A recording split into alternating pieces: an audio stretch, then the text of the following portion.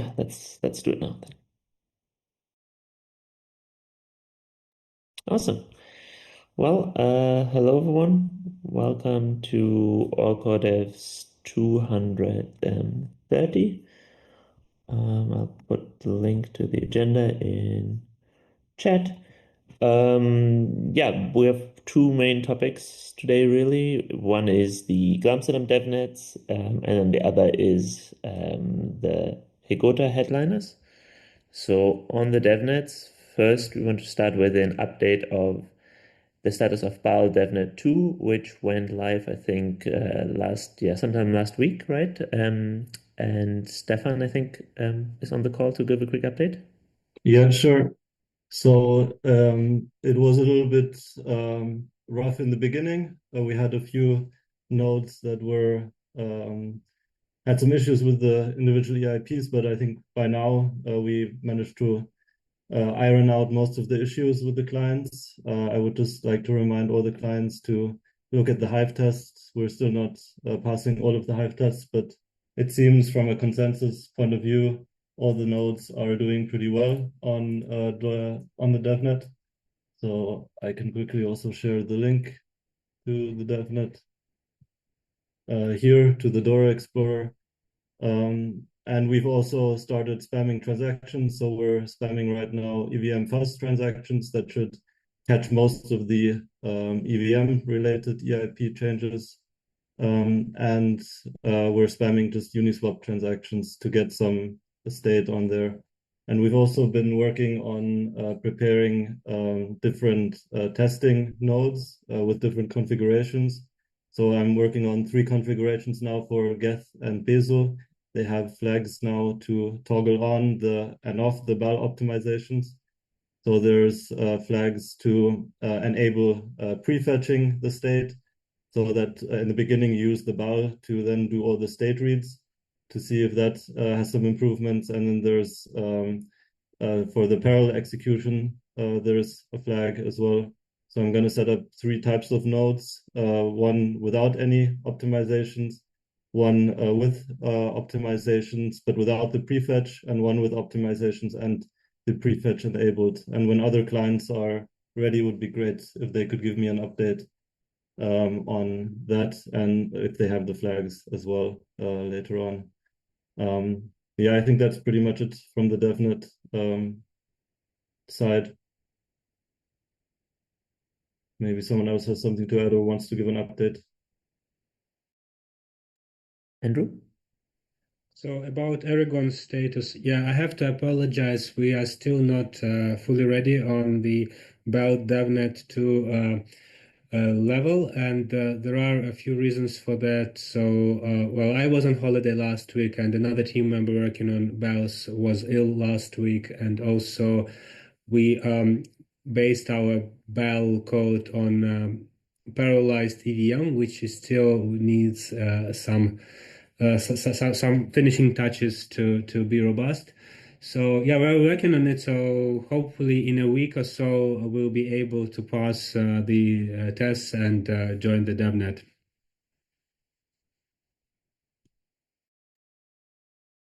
Sounds good. Any other client devs, anyone else with any DevNet 2 related comments?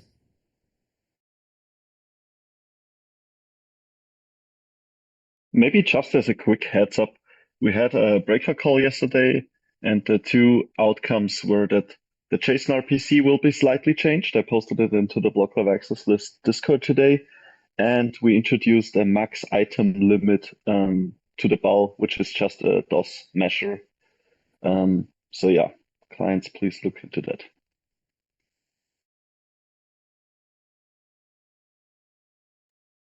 Sounds good. And I assume, Tony, just to confirm, I would assume that these changes would then be expected to go live on DevNet 3?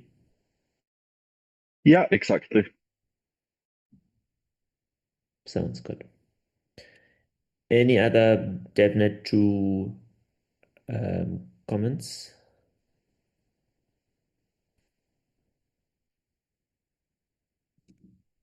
Otherwise, then on the next agenda point, one of the DevNet 2 EAPs, EAP 8024, the swap and dupe and that one.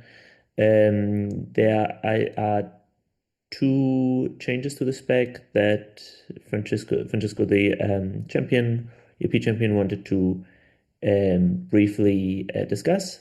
Are you on the call? Yeah. Then go Yes. ahead. So the first change we've talked about before, and we decided to postpone it until after DevNet 2. Dragon was the main one that wanted to see this change. But I feel, I've argued already, I think we need to reject that. And I also heard from someone from the Solidity team similar concerns, the main one being the code size impact of the exchange opcode, which would probably be used quite frequently. So we just need to make a final decision on that. The PR is still open, but I don't think Dragon is here to comment. The other one is a small simplification to the way the encoding is done. That it just allows the coding to be, have one less branch. I like this one. It's very simple. So yeah, just let me know what everyone thinks. Sounds good. And is this something that we would need to have a synchronous decision on any of these today, or is that more like a heads up for people to come and have a look asynchronously? Yeah, I mean, I would have liked to decide on the first one now, but it's not really critical or doesn't really require synchronous decision. Sounds good. Ben? Yeah, the first one, I mean the how it works now seems fine. I don't see that changing it to have the prefix gives anything, gives a massive advantage.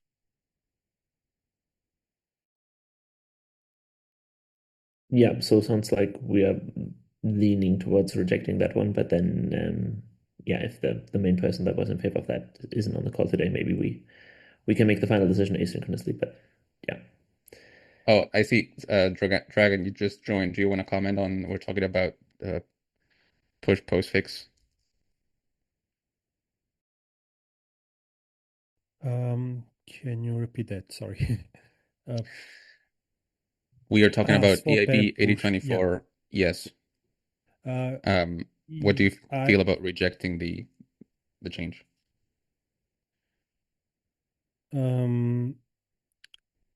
I have some small preference to having it with push because it seems like more canonical, but I wouldn't mind going to original way. Either way, those opcodes are important. So anyway.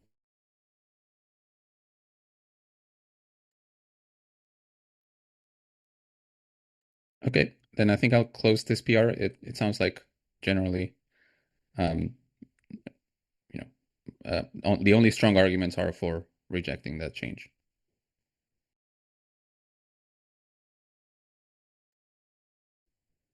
Okay, sounds good. And then yeah, I think clients should then have a look at the other one, the proposed small simplification. I think it would be good if we could have a decision in time so that whenever DevNet 3 comes around, we have that updated version there. Okay, thank you, Francisco. And then next up was a topic that Barnabas wanted to bring up, but then unfortunately couldn't make the call. I think maybe Stefan also can give some context. That is the ETH Simulate V1 support in RPC support in clients. Yeah, sure. So in general, we want to bring the RPC to be more uniform across the clients, and there is like a compatibility effort. And it would be great if clients could put some work into this for DevNet 3. So we want to kind of demand this to be part of DevNet 3 to push this effort forward and combine that in a sense. I can also kind of then use that to talk about our recommendations for DevNet 3.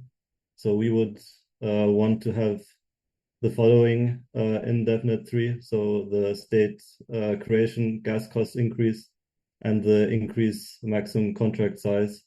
We think that's quite a lot already. So we wanted to keep it as these two EIPs and then the rest for DevNet 4 and beyond. That's kind of from our side. Yeah, then maybe before we go into the discussion on DevNet 3 priorities, first, just on the ETH Simulate V1, was there any comments on that part? Just to sequence it. Because otherwise, on DevNet 3, then I wanted to briefly say that there's been some discussions also that I've heard different takes. The EF testing team, for example, requested to keep the EAP related scope lean because they are very busy already with assisting and the repricing effort and preparing for these EAPs, but the EAPs themselves are will not be ready for DevNet 3. So the ask was to keep the EAP side scope lean, and so I think Stefan, the kind of the priorities that you listed there, I think roughly match from what I've heard. Otherwise, also I've also put a small list together. I'll put it in chat. Oh, it's not formatting particularly well. Okay, this is useless. So basically, let me just briefly go through it. Yeah, so basically, like on the non-EIP front, I think the one big ask it was the ETH Simulate V1, where I'm not sure if clients on here have a take on whether that's realistic to get to standardized behavior by DevNet 3, but that was an ask from the PandaOps side, and then the big other topic is the BAL optimizations, particularly the ones that are not related to sync but to live block processing, so parallel execution, parallel state root calculation, and batched state reads. The target would be to have those ready in all clients by DevNet 3, but if that's not possible, like the broader point would be to just prioritize work on those over further EIP inclusions, basically saying that like we should not get sidetracked by prioritizing further EIPs before those are ready. So that this would be the number one kind of priority for clients. And then on the EIP side, the two EIPs that came up repeatedly as DevNet 3 candidates are the state creation one, 8037, and the maximum contract size one at 7954. And I think that those were the two that you also just mentioned, Stefan, if I'll double check in chat, but looks like that's exactly the same. Exactly. The one thing I would want to mention is just that in terms of then further priorities, often the data repricing specifically I mentioned as like the next in line. So that's the call data flow cost and the access list cost. And there were some suggestions about potentially considering that for DevNet 3 already. Again, from the testing side, it seems like we really want to be cautious with scope. So I personally lean against that, but that has come up, whether the data repricing could already be part of DevNet 3. Yeah. One last question, maybe. Tony put it in chat. ETH70 has for now its own DevNet. That's actually our next agenda point. And my understanding is that it will not be ready in time to be merged with DevNet 3 as a single DevNet. So we would probably only merge those two DevNet efforts for DevNet 4. But yeah, does that in general match people's priorities, people's takes on DevNet 3 and general prioritization work for the next weeks, or are there disagreements? Tony, you have your hand up? Yeah, I'm wondering what does this mean for the gas limit in DevNet 3? Because it seems like if we don't do ETH70 on DevNet 3 and we also don't do the data repricings, the gas limit might not be able to go up, right? Because we're already running into the limits then. And this is even a difficult problem because the limit is not like the payload limit, but more on the dev P2P side. So I'm wondering if not repricing call data also means that we can't increase the gas limit over 70 or 80 million in DevNet 3. I mean, the call data shouldn't affect them. It just The means you call won't be data able affects to. the payload. Yeah, this doesn't affect. I mean, it affects the FP2P too, but I think we are hitting the 10 megabyte limit with receipts. Yeah. So this, yeah, you're right. Yeah, the call data repricing wouldn't affect it at all. It's only ETH70. So I guess we are blocked by ETH70 before we can actually increase the gas limit to something above 70, 80 million. Well, it kind of depends on the load on the network, right? Like, if we just assume that no one is spamming these big call data transactions, big receipts transactions, we can just go beyond. It's just in the case that there's someone spamming these transactions, it will mean that some nodes cannot snap sync to this DevNet anymore. So in case of Nethermind, you can snap sync, but you will not sync receipts. So there is no big damage. This is what Mario is saying, as long as major clients have this released.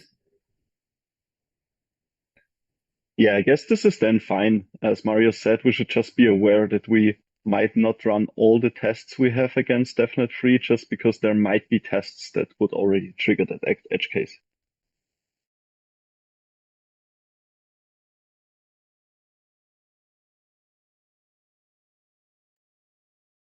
Felix? Just to give a quick comment, I think it's pretty unlikely to hit this edge case in practice unless you really try. So if you just, I don't think it has any limitations on the testing. So do you guys agree that good criteria will be like if, clients have releases with this new if protocol, then we are good to go?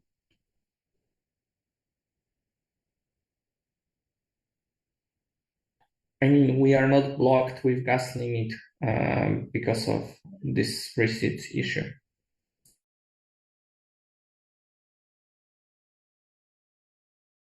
Yeah, I mean, I agree. Definitely, I agree. I think it's the risk of this is a bit overstated, and as long as we have, I mean, we know how to solve it, and we have worked out the details. So as far as I understand, this is now just a matter of releasing it, which will happen quite soon.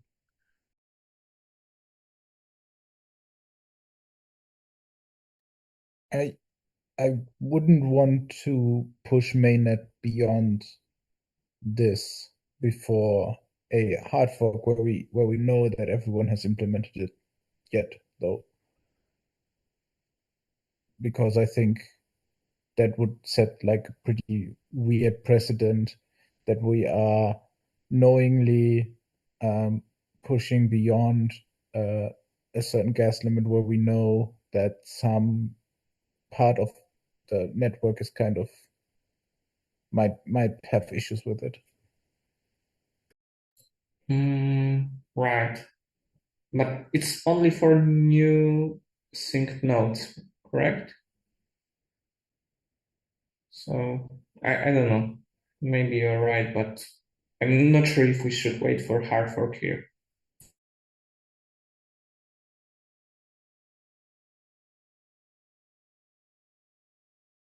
So it is not dependent on the fork. If once the protocol update is released and there is some uptake by the network, we are good to go. And the update prevents against a corner case where if the gas limit is fully utilized to send these specific transactions, then it can cause the issue. So I think we are honestly fine.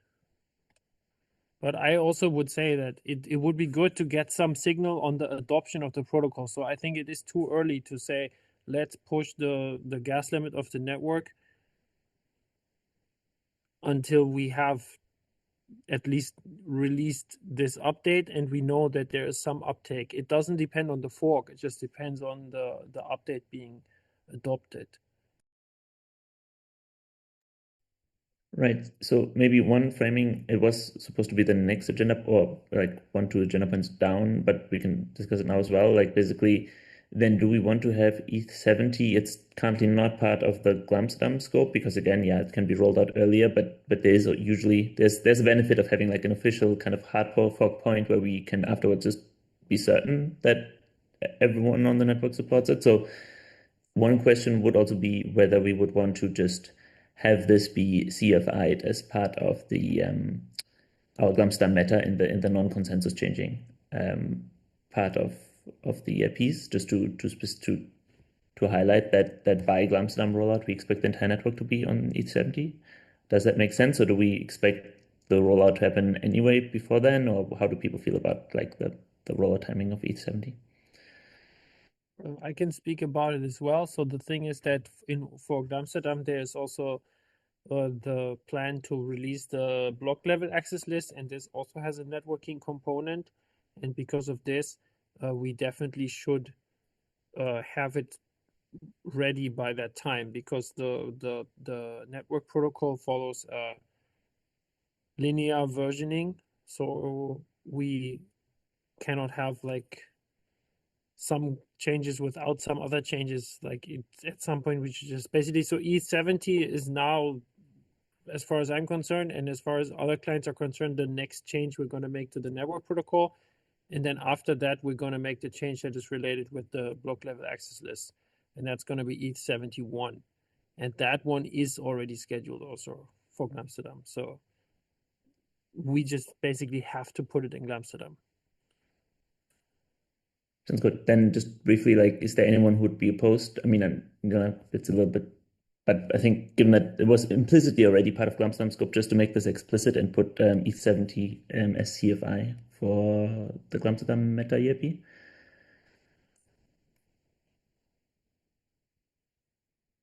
Then yeah, we'll do that. And then in terms I of guess both of them, right? ETH70 and 71. Yes, Felix just said it was already, but yeah, I'll double check if ETH71 is not yet part of the Glumsdam meta, then indeed adding it there as well. Is it a separate ETH, the ETH71?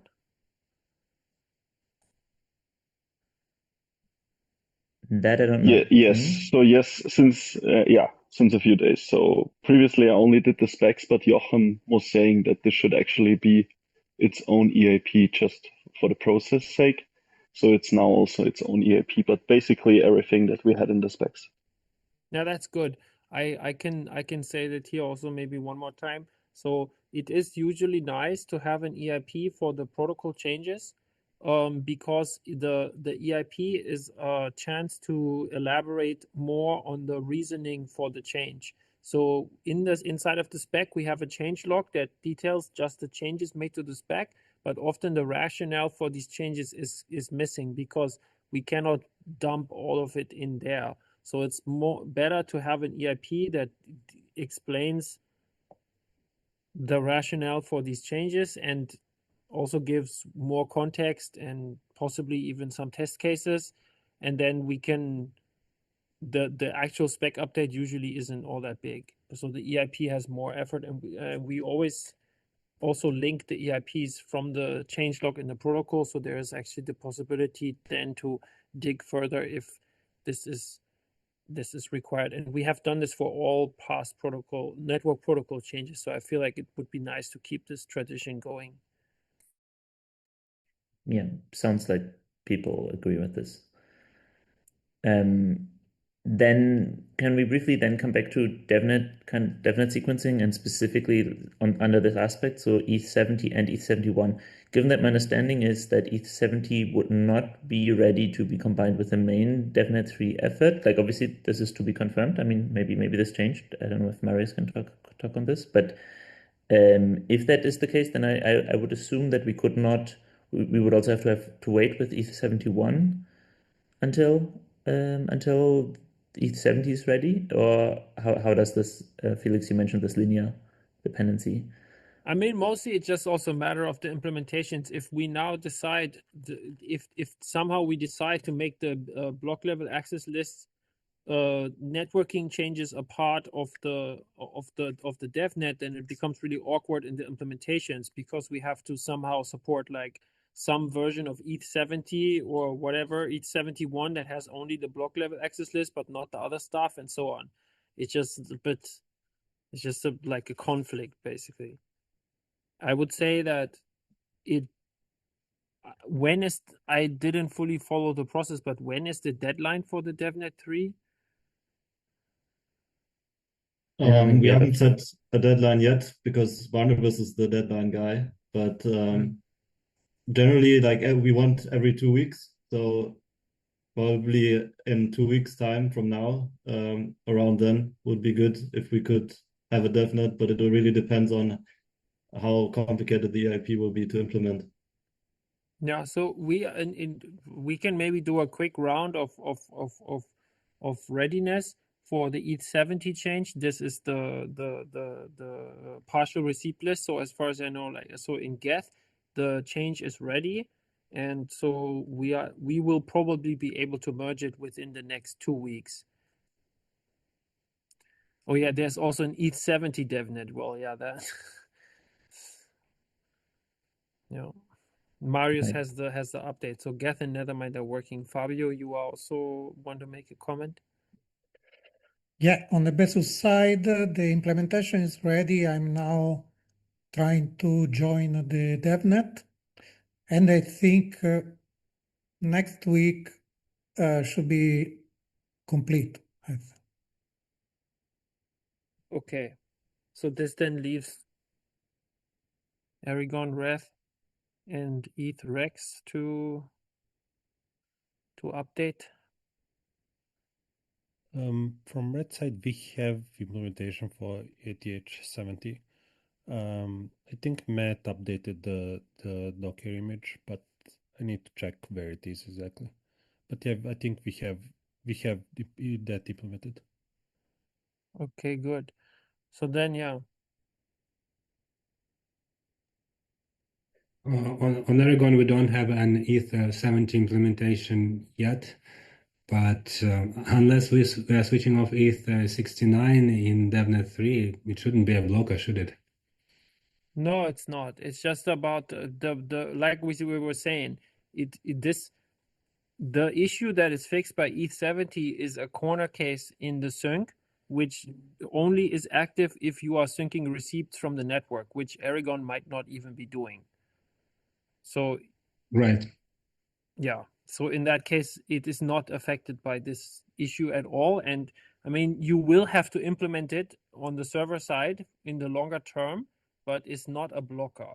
And I mean, the main thing you have to realize is that if Aragon is to be participant in the block level access lists protocol, which is also in ETH protocol, then this protocol version will be ETH 71.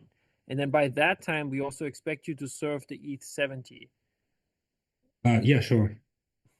So that's just, but I don't think I think for Aragon it's no big deal. So yeah, sounds like we are mostly aligned, and it's fine to make this a part of the DevNet 3 spec. Okay, so you're saying ETH 70 is part of DevNet 3 spec, but clients that don't support it yet can still participate in the DevNet.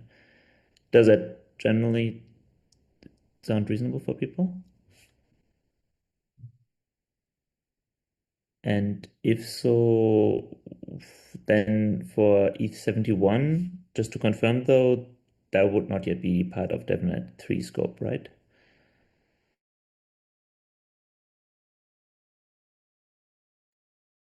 How much work One would it protocol be? upgrade at a time.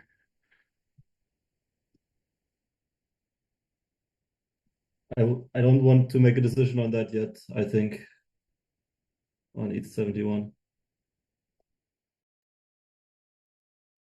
Okay, yeah, that's reasonable. So basically ETH 71 TBD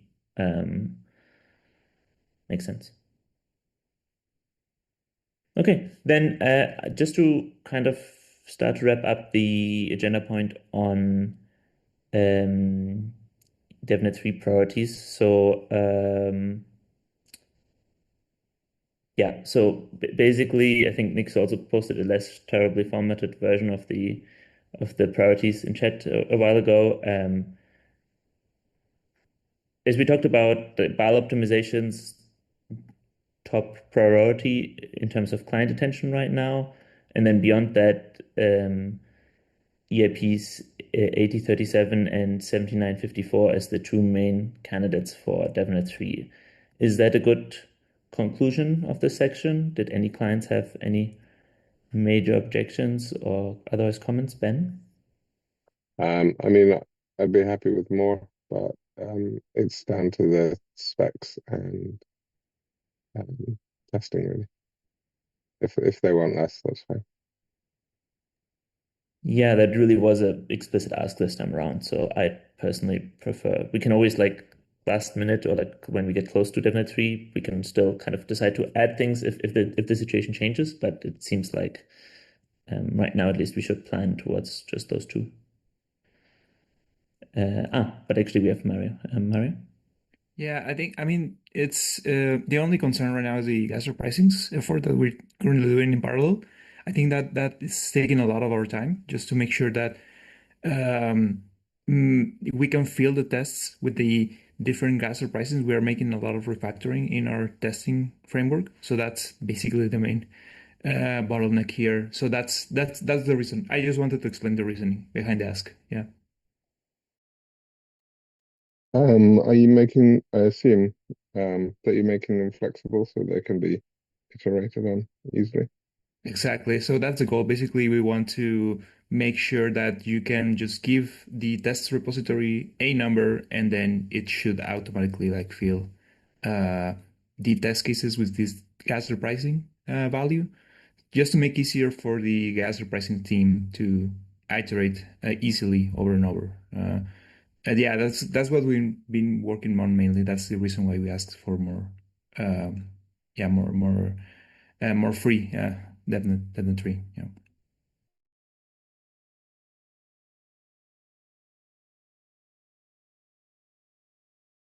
Okay, sounds good. Any further last comments on this section?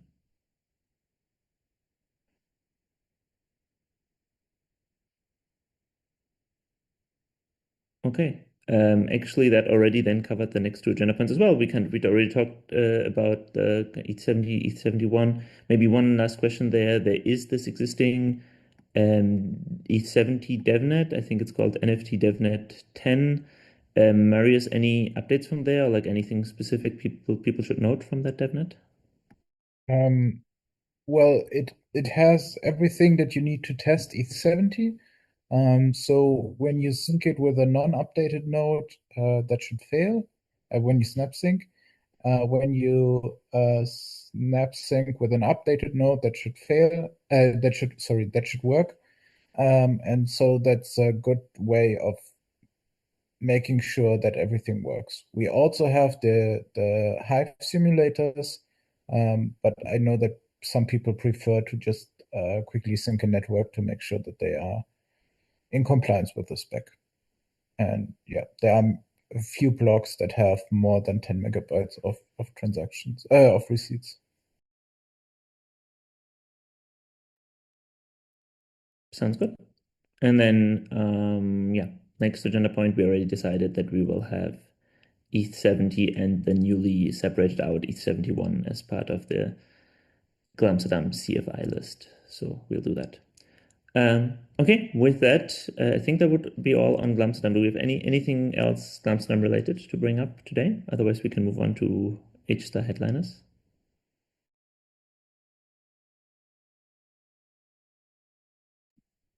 Okay, then here go the headliners. So just to recap, the proposal window is now closed.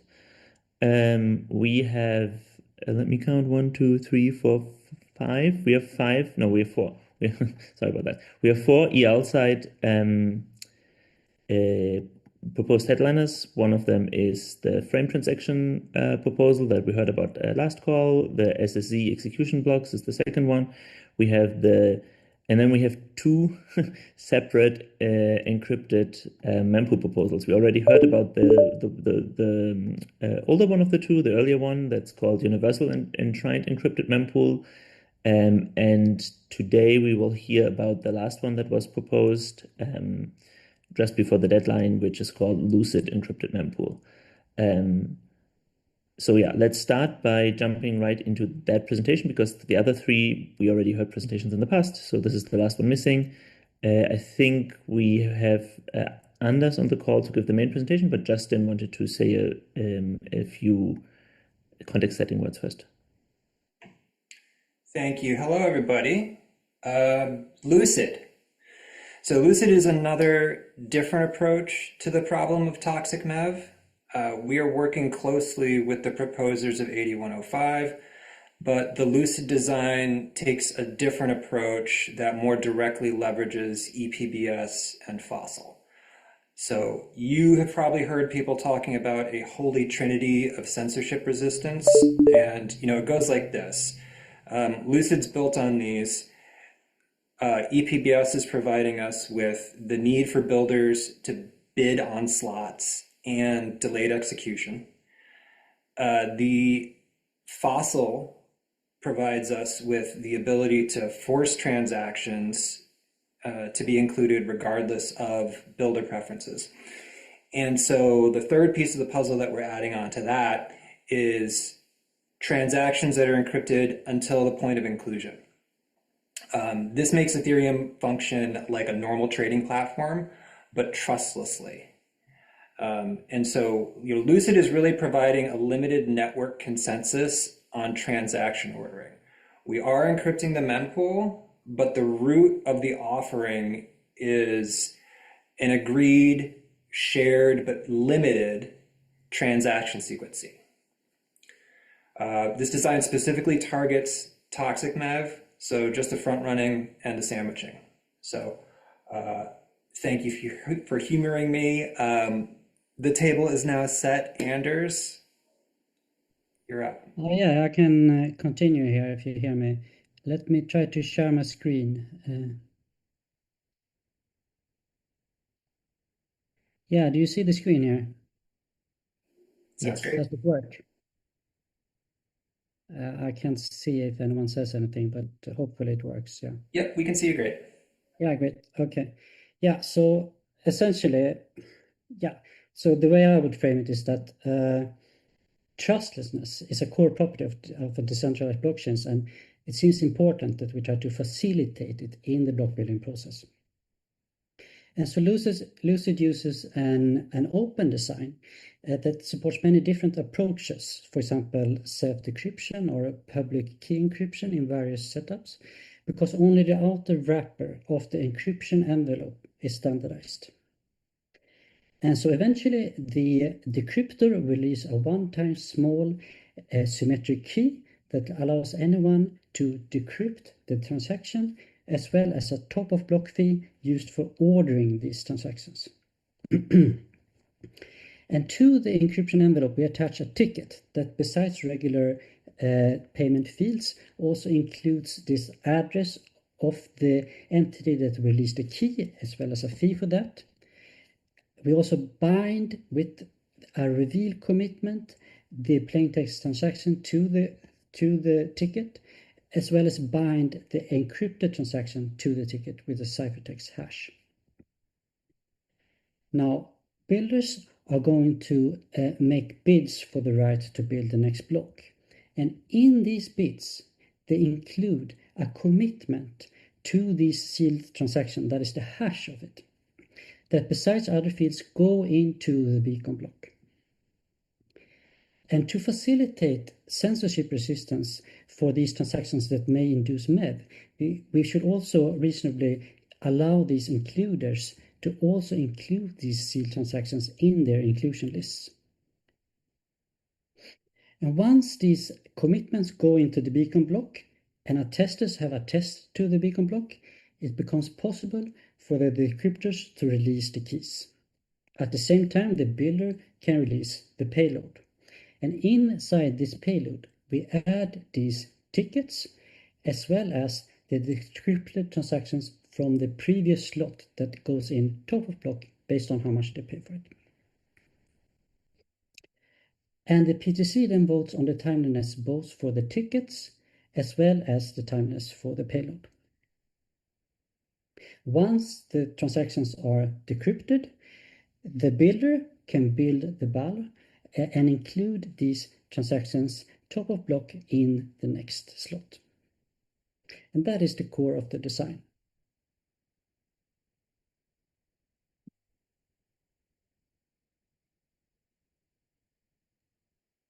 Thank you.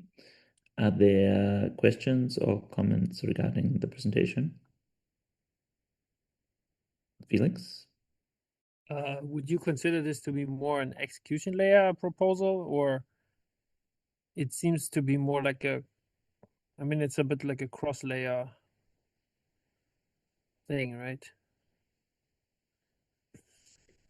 There are cross-layer properties, yes. There are some for the consensus layer as well, but it's mainly it's intended as an EL proposal, but there is cross-layer properties, yeah.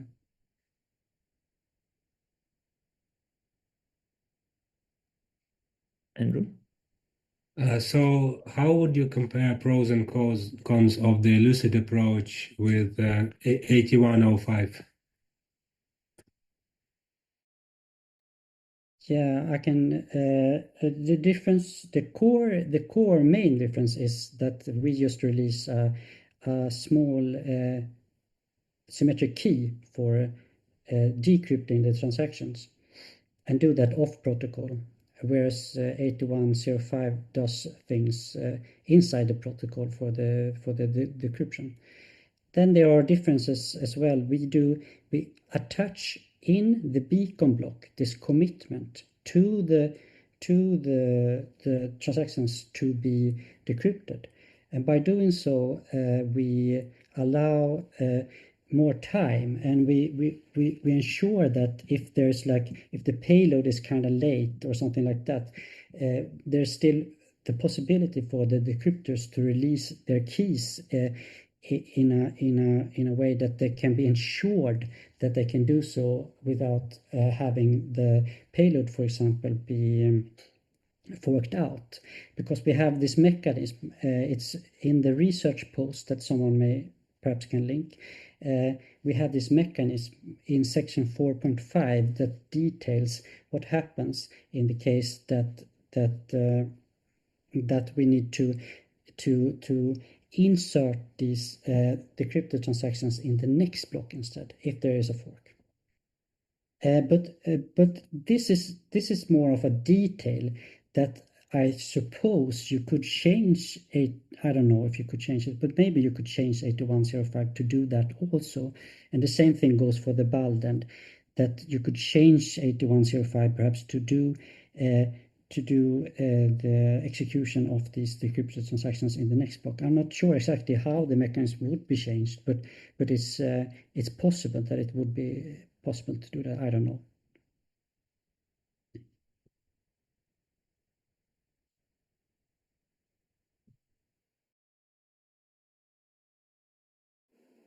Okay, there's a couple of questions in the chat here, Anders. One of which is, what encryption scheme?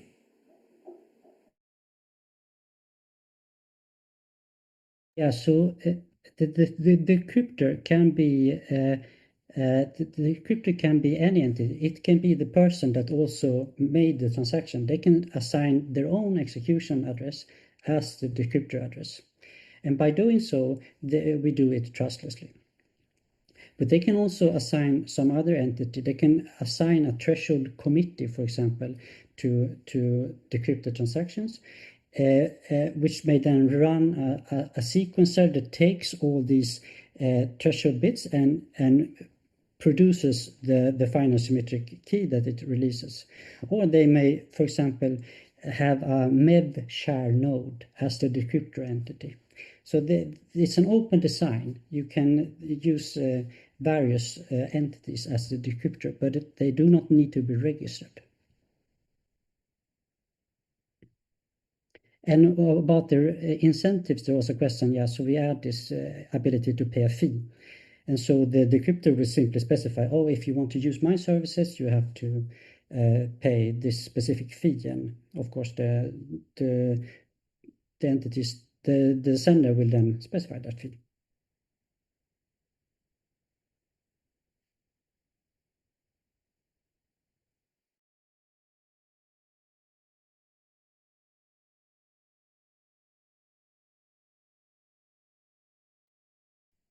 And Matt had some comments. Maybe Matt, do you want to just speak up briefly about the encryption side? Yeah, I mean, I'm just not as sure about this idea of having arbitrary address that is defined to do the encryption or to do the decryption. Like, what is the efficiency of these things? You know, even with elliptic curve, how good is our, like, how much gas is it going to cost to decrypt the transaction? And then what does that look like in post-quantum schemes?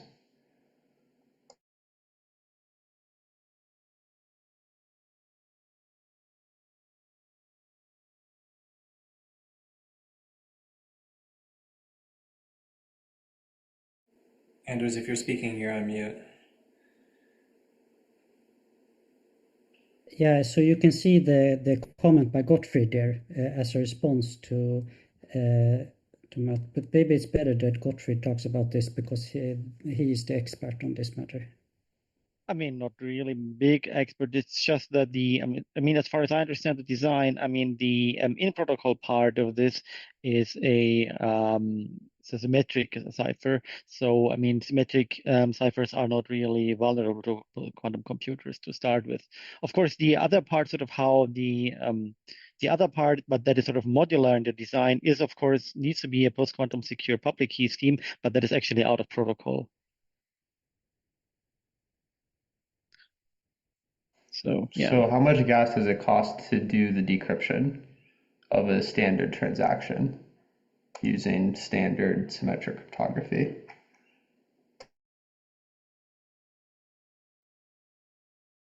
Or maybe to translate this to... But it's very cheap, I would say. Yeah, like how effortful... So go ahead, Anders.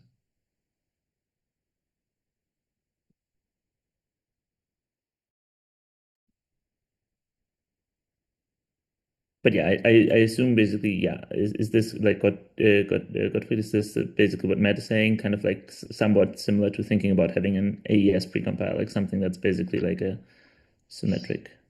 Yeah, something like that, I presume. You wouldn't, I mean, technically, I'm not sure whether it sort of would need to be a precompile inside the EVM, but yes, I mean, probably AES, or I mean, you could also use Chacha 2020 or whatever you use. Probably AES is a good choice, but yeah, you might want to have an AES precompile, presumably. Yeah, no, it's obvious that proposal itself would not include the precompile, but like it's kind of equivalent in a sense, right? Like it's something that would basically be part of the protocol, even if not exposed to them. Yes. Okay. Makes sense. Mark, is your comment on this point, or is that on a different point? It's more of a different question. But it's about, I'm not sure about the handling of if someone withholds the keys. Because I mean, there's an attack you could do where, say, like you send loads of different transactions and then you get to decide whether you want to release the keys or not, which might give you some kind of option to front run. So, I mean, you'd potentially waste the gas, but yeah, have you guys kind of looked into whether that could be profitable, if there's any way to stop that? Yeah, so this is discussed, all these problems are discussed in section 5 of the research post. And it's true that we may foresee that some will use that. In this case, we could attach a small fee for a failure to release. And there's various ways to do that. But yeah, so essentially, if someone hasn't linked the research post, let me try to find it to link it. But yeah, it's discussed there, but yeah. It's been linked in the chat, Anders.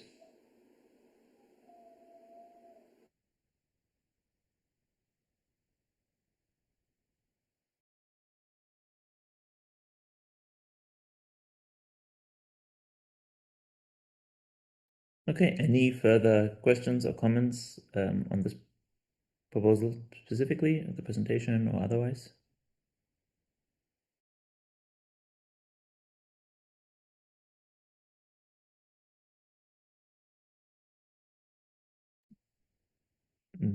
yeah, then I think there's going to be a bit more back and forth in the chat. But otherwise, yeah, thank you, Justin and Anders. One thing I'd like to add real quick is that we Mhm. will be setting up a working group for this. It'll start meeting next Wednesday at 1500 UTC. Feel free to reach out to me or anybody else if you're interested. Thanks. Also, there is a channel in Discord, Encrypted Mempools, so feel free to also discuss there. Perfect. Thank you.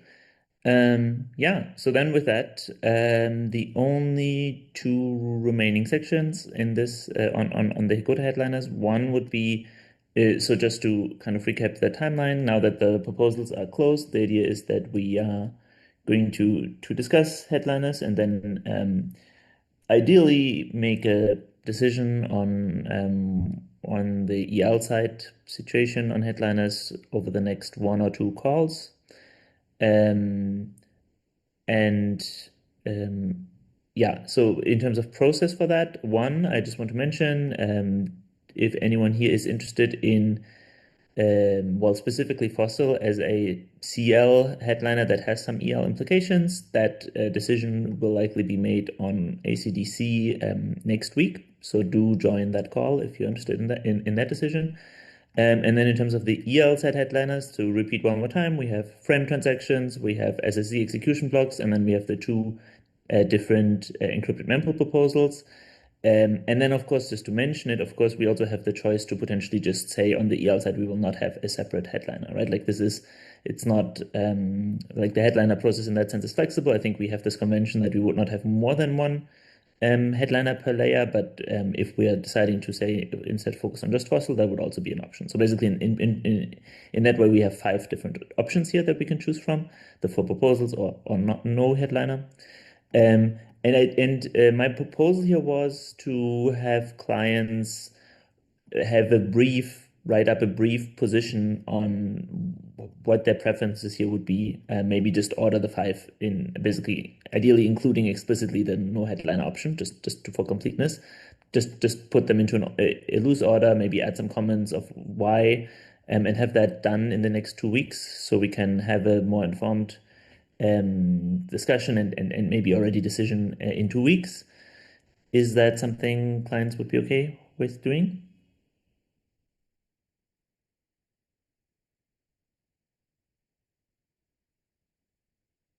I see a thumbs up.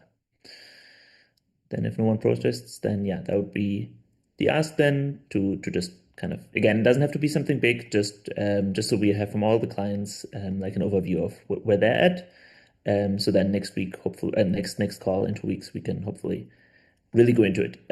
For today, we are already now in the discussion and decision like forming part of the headliner process. So if there is already discussion that people would want to have today, or just comments, or just thoughts people had in the build up to this, anything we already would want to bring up today, that's totally fine. I think the main part of the discussion then would be in 2 weeks once we have the client positions and clients have had time to think about this a bit more.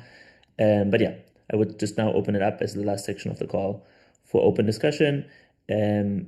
And I do think actually there was an agenda comment from Matt regarding frame transactions. Matt, are you on the call? Would you want to briefly say something? I can give a quick update. We made a small change to how approve works last week based on some discussion that happened on the ETH Magicians thread. Originally, approve was going to kind of extend the space of status codes between call frames. So today you have success or not success, 0 or 1.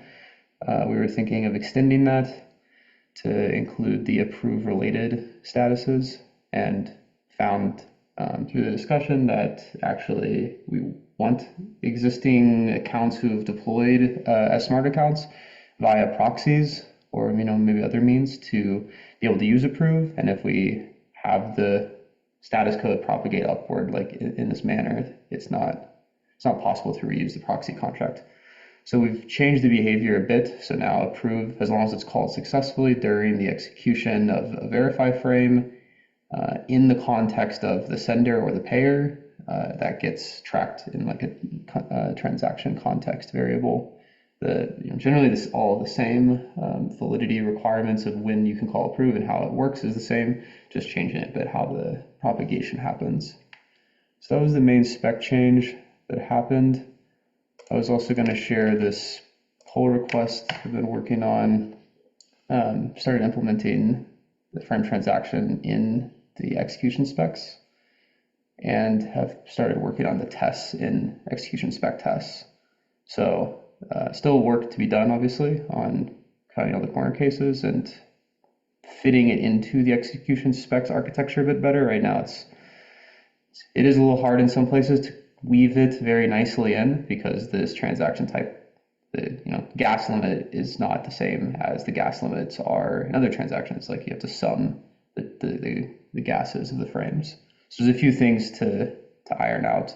But overall, like I think it's starting to come together. If you want to take a look at it, to get an idea of like what is the complexity of this, if any execution clients are interested in trying to start implementing frame transactions, we are starting to have some test pictures available for you.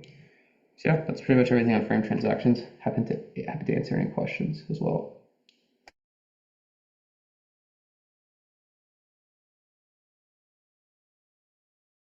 Felix?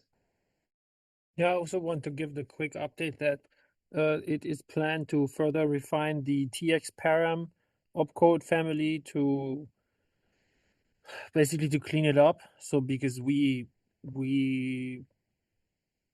just basically the variant of the TX param that is in the EIP right now, it works, but it's a bit over designed for the purpose of it because the opcodes used to have more options available, which made it necessary to have both the TX param load and TX param copy. But now pretty much all the data except for the frame call data is below 32 bytes, so we don't really need the TX param copy anymore. And I think this will be solved eventually by just changing the opcode so that we have a dedicated way of loading frame call data, like frame call data copy or something. And then for the remaining ones, we will basically just have TX param load. Mostly what I want to say is there will be some changes to the opcodes, but the opcodes themselves are not the main thing in this EIP, and they are just a necessity in order for the actors on chain to properly validate the transaction. And so I think it's still fine if we take a bit more time to refine what exactly these opcodes look like. The current ones do work, they are just not the best design.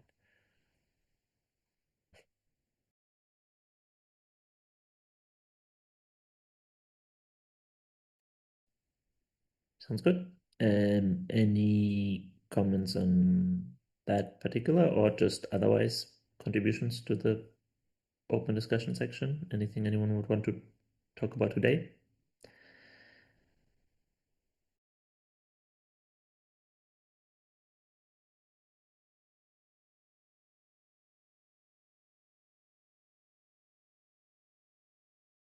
It's a good question with the immediates. We don't see it as with the immediates. This is not a goal. I can answer that right away. So the access to the transaction context, we don't see it as something that has to be absolutely maximally efficient. So it is fine to use the push and take via the stack the location that is to be accessed.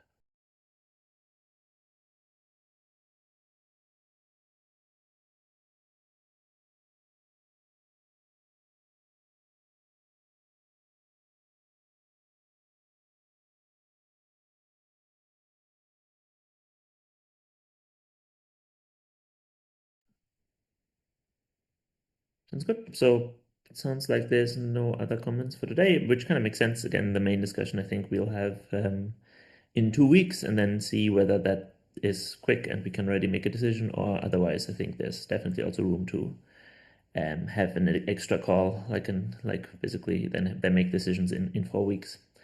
But either way, yeah, looking forward to that. And then that's all for today. Thank you all, and talk to you all in 2 weeks.